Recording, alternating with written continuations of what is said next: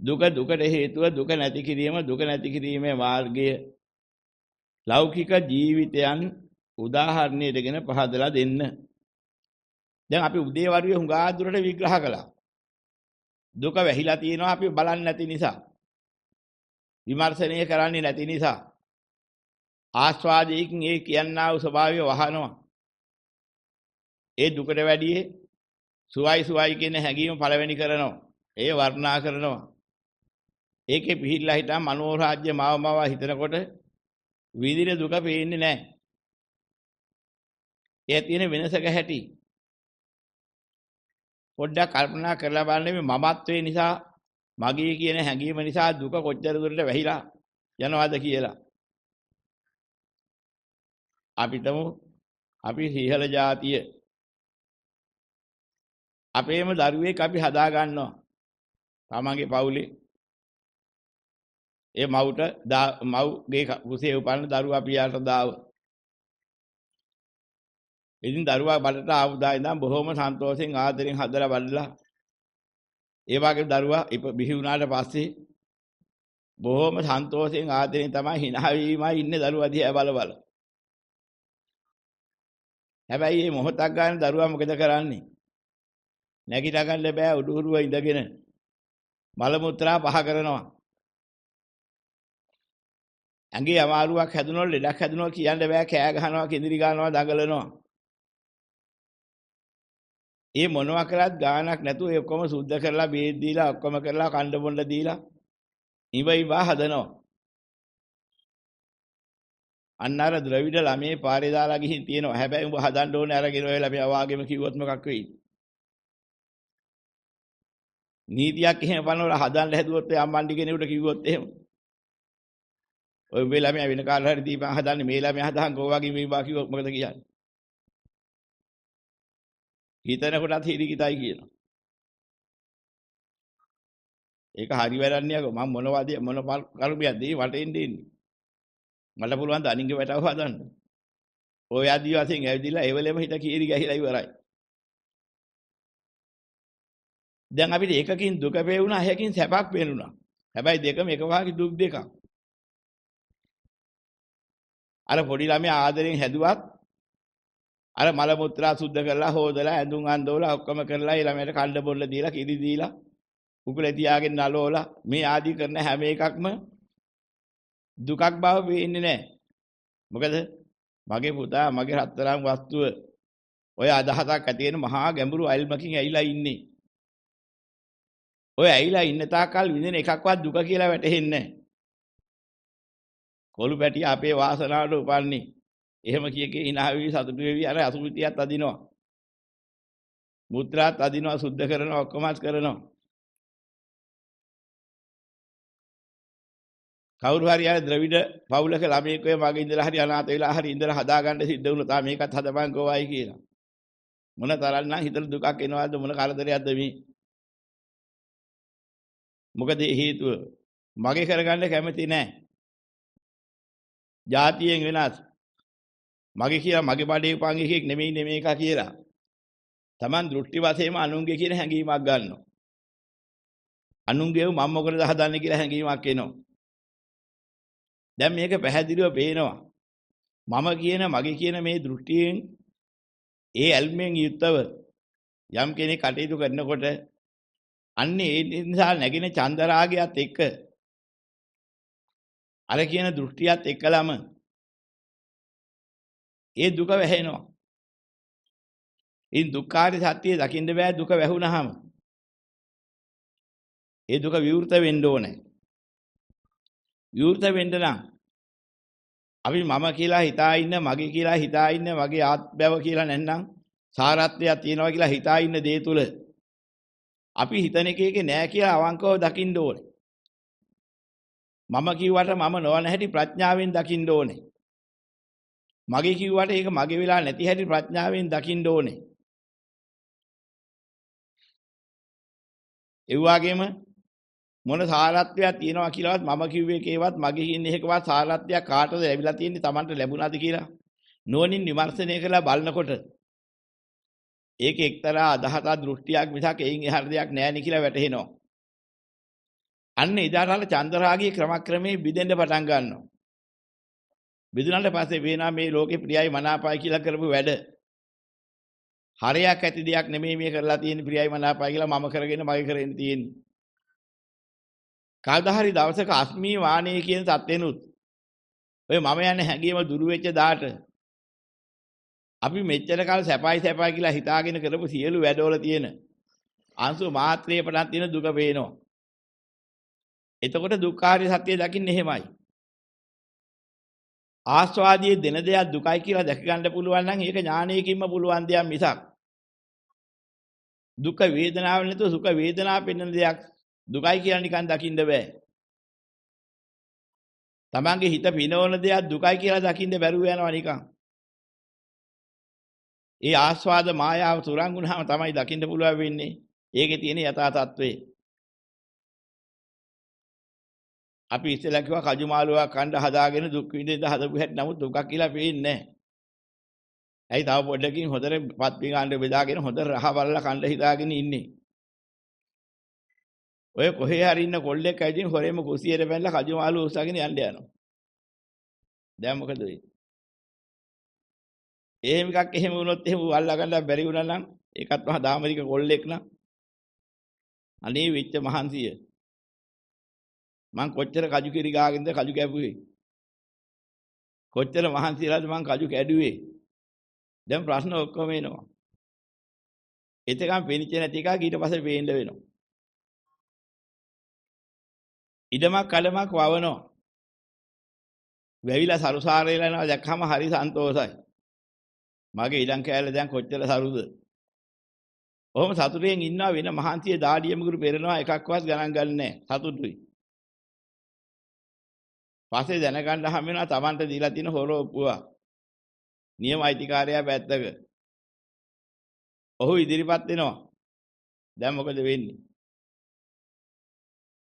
මම මෙච්චර කාල දුක් විඳලා ගල් වැටි බැඳලා කාණු කපලා ඔක්කොම කළා ගස් කොළන් හිටවලා සරුසාර කරලා හැදුවේ ඕකට දෙන්නද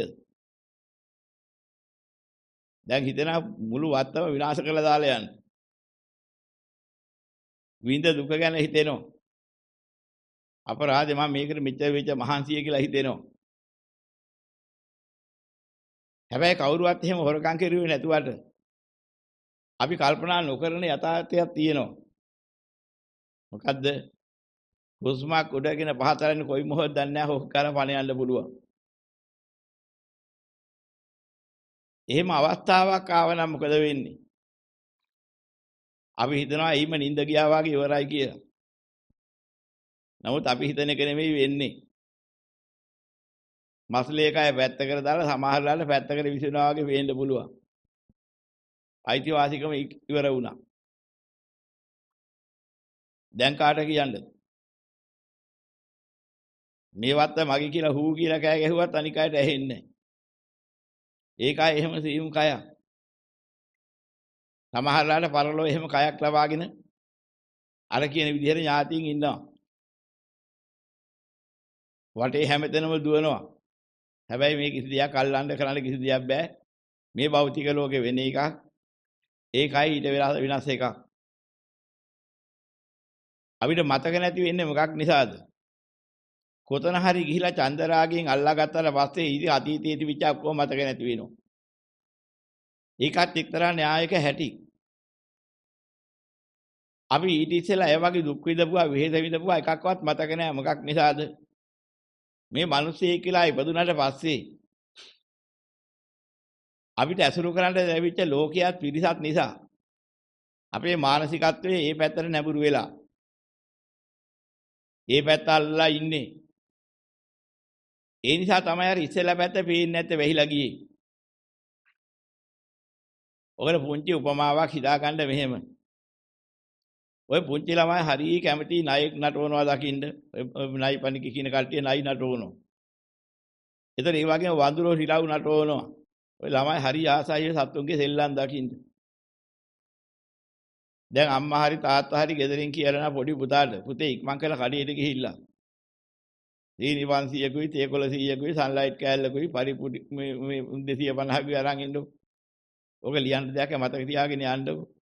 ඉතින් අල්ලම යන ගමන් කියනවා. සීනි 500යි, තේකොළ 100යි, ඉතින් පරිප්පු 250යි. කොහොම කිය යනවා. යනකොට දකින්නවා කවුරු හරි යන අලාවක් පිවින සද්දේ. බලනකොට එක නායක නටවනවා. එහෙම නැත්නම් වඳුරෙක් එතන තියාගෙන සෙල්ලම් කරනවා. කට අරගෙන ඒ දිහා බලා ඉන්නවා ටිකක් වෙලා. දැන් ළමයාට මතක නැති වෙනවා ටිකෙන් ටික මම මොකටද මේ කඩේ පැත්තේ ආවේ කියලා. අර දර්ශනීය දිහා බලා ඉඳලා අන්තිමට කවුරු හරි මතක් කළොත් එහෙම අන්න ෆෝටුවක් අරන් උඹේ තාත්තා එනවා. මේක කඩේට යවුවා තබාවේ නැහැ කියලා මේක රස්ති ආදි වෙනවා කියලා ගහන්න දෙනවා කිව්වොත් එහෙම විදහාට බලනවා දුවන කඩේට එන මොනවද මන්ට ගේන්න කිව්වේ. බලපුවහම එකක් මතකයි දෙකක් නැත්තම් මතකයි අනික මතකත් නැහැ. අමතක වෙනවා. ඒක අත්දැකීමක් තියෙන දෙයක්. මොනවාට හරි බොහොම තදින් හිත බැඳුනොත් ඒ විලාදී ඊට ඉස්සෙල්ලා තිබුණ විශේෂ දේවල් මතක තියාගත්ත දේවල් අමතක වෙනවා. ඒ කාමච්ඡන්දේ හැටි. ව්‍යාපාදයට එහෙමයි. තීන මිද්ද උද්ධච්ච කුක්කුච විදිකිච්ඡා කියන මේ නීවරණ පහේ හැටි එහෙම තමයි. යම් හිතක ওই ටික මතු වුණොත් අර අතීත සිද්ධි ඔක්කොම අමතක වෙනවා. අමතක වුණාට පස්සේ මතක නැහැ කොහෙද හිටියේ? කොහේ ඉඳලා ආවද? එහෙම රෝගයක් තිබුණාද? පෙර භවයක මැරිලා අතරක කොහත් හිටියාද? මාත් එබඳු අත්බැවක් ලබාගෙන හිටියාද? නැත්නම් ඊට ඉස්සෙල්ලා කොහෙද හිටියේ? එකක්වත් මතක නැහැ. ඔන්න ඔය මතකේ නැගින ක්‍රමයක් තමයි ඔය නීවරණ පහම දුරු වෙලා මානසිකත්වයේ සුද්ධ ඒකාග්‍රතාවයකටපත් වෙන අවස්ථාවක් වෙනවා චතුර්ථ ධානය කියලා. ඔන්නේ චතුර්ථ ධානයටපත් වෙලා ටිකෙන් ටික ප්‍රගුණ කරගත්තාම අර වැහිලා තිබිච්ච ස්වභාවය අහක් වෙලා ක්‍රමක්‍රමයෙන් ටිකෙන් ටික දැයෙන්න පෙනෙන්න පටන් ගන්නවා. අර නොපෙනෙන පැත්තේ ලෝක Taman හිටපු හැටි. මෙහෙම ක්‍රමවේදයක් තියෙනවා. අන්න එහෙම වුණොත් තමයි තේරෙන්නේ. අනේ ඇත්තට මම කියලා මගේ කියලා ගොඩ ගහ ගන්න හැදුවට කිසිම තැනක බැරි වෙලා තියෙනවනේ එහෙම එකක් කරන්න. ඒ වගේ මේ අත්බැව් වල මේ මස්ලී කයෙන් අහක් වෙලා පැත්තකට විසිවෙච්ච අවස්ථා කොච්චර තිබුණාද? ඒ විලාසෙදි වෙච්ච අසරණතාවයේ කොච්චරද? මම කියපුවා මගේ කියපුවා එකක්වත් මම වෙච්ච නැති මගේ වෙච්ච නැති හැටි. පැහැදිලිව පේන අවස්ථාවක් එනවා. ඔක හරිය දුර්ලභ දෙයක්. ඒ හැකියාව දුර්ලභයි. යම් කෙනෙකුට එහෙම වාසනාවක් පහළ වුණා නම් තේරුම් ගන්න ඒ බඳු ධානයක් ලැබිලා. දිවසක් පහළ වෙන මාත්‍රයක් හරි පහළ වෙන අභිඥාවක් ලැබුණා නම් ඒකට ලොකු වාසනාවක් අර දෘෂ්ටි දුරු වෙලා අනේ මේකද සසර කියන්නේ මේක බොරුවක් නෙමෙයි නේද? බුදු පියාණන් වහන්සේ පෙන්වා දුන්නේ බොරුවක් නෙමෙයි නේද මේ සසර ගමන මම කරන්න හැදුවල බැරි වෙලා යන හැටි. මේ ගමන මරණයෙන් කෙලවර වෙන්නේ නෑනේ. කරන ලද පින්පව් අනුව අවිද්‍යාවට අනුකූලව සසර ගමනේ විවිධාකාර අත්බැව් වල යන හැටි කරගෙන හැටි පේන්න පටන් ගන්නවා. මෙහෙම පෙනුනා තමයි මතක් වෙන්නේ මොනතරම් වාසනාවක්ද මේ දුකෙන් නිදහස් වෙන්න ක්‍රමවේදයක් හම්බ වුණ එක කියලා. අන්න එතකොටයි මේ දුක කියන එක වැටහෙන්නේ. එතකම වැටහෙන්නේ නැහැ. හරි අමාරු දෙයක්. ඉතින් පුළුවන් තරම් උත්සාහ කරන්න ඕනේ. ලෝකේ සාරයි කියන හැඟීමේ යම්තා බදාගත්තද ඒක අසාරයි කියලා දකින්න.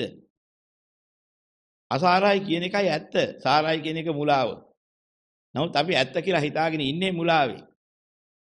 අන්නේ මුලාව දුරු කරගත්තොත් පුළුවන්කම ලැබෙනවා. අසාරත්වයේ දකින්නකොට චන්දරාගය දුරු වෙනවා. චන්දරාගය දුරු වෙනකොට යම් ගැටෙන ස්වභාවයක් තිබුණා නම් නැත්නම් ව්‍යාපාදයක් තිබුණා නම් ඒකත් දුරු වෙනවා. ඒ දෙක දුරු වෙනකොට හිත ආලෝකයි. ඇලීම් ගැටීම් දෙක නිසා තිබිච්ච අඳුර නැති වෙනකොට ආලෝක වෙනකොට තීන මිද්දේ දුරු වෙනවා. මොනවට ලොකුකම් කළාද?